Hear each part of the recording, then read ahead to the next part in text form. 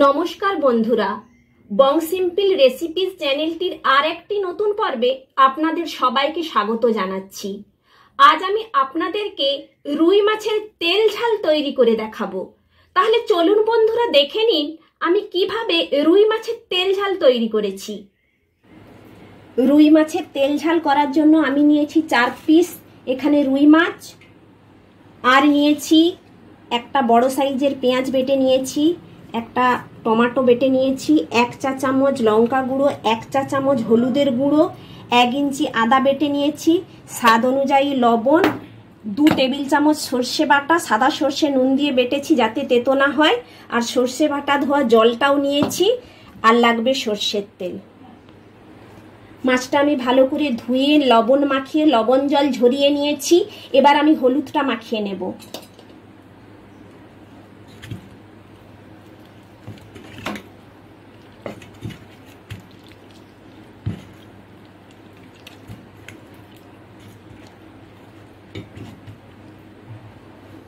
রুই মাছগুলো ভাজবার জন্য কড়াই বসিয়ে তেল দিয়ে দিয়েছি, 3 টেবিল চামচ তেল দিয়েছি।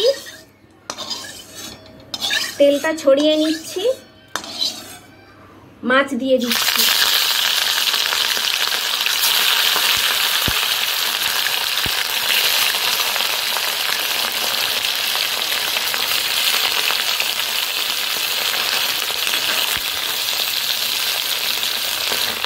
মাছগুলো এক সাইড হয়ে গেছে, উল্টে দিচ্ছি।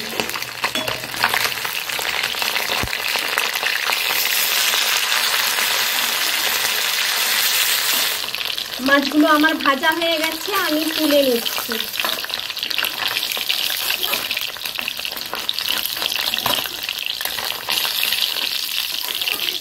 মাছগুলো তুলে নিলাম। মাছ ভাজা তেলের উপরে পেঁয়াজ বাটা দিয়ে দিলাম।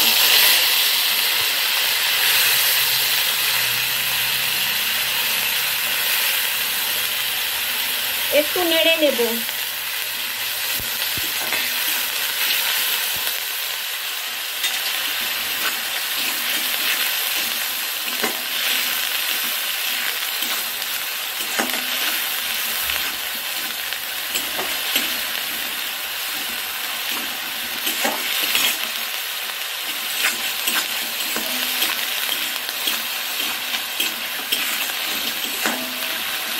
টমেটো বাটা দিয়ে দিলাম, নেড়ে নেব।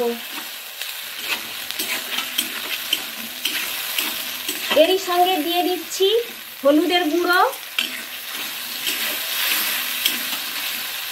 লঙ্কার গুঁড়ো আর আদা বাটা।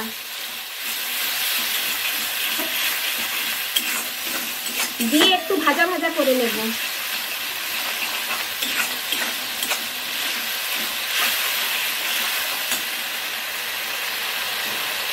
লবণটা দিয়ে দিচ্ছি।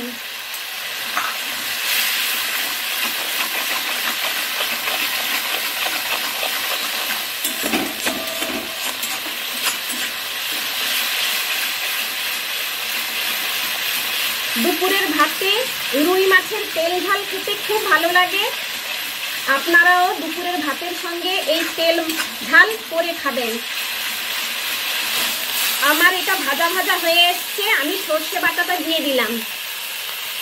সর্ষে বাটা দেওয়ার পর সামান্য নাড়বো, বেশি নাড়বো না, একটু নাড়বো।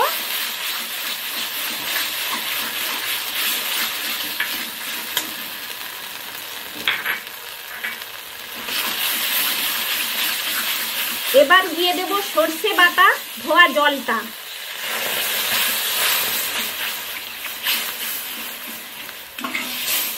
এতে মাখো মাখো জুসটা হবে, বেশি জল দেব না, অল্প জল দেব।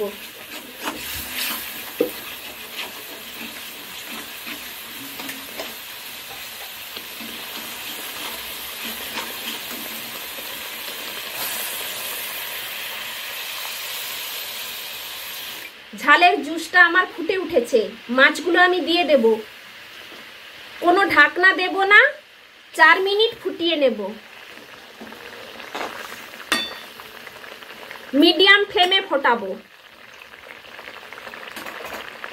ঝালটা আমার হয়ে গেছে, আমি সামান্য কাঁচা তেল এর উপরে ছড়িয়ে দিচ্ছি।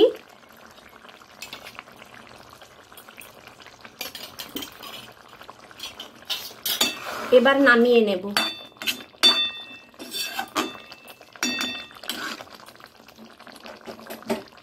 গ্যাসটা বন্ধ করে দিয়েছি।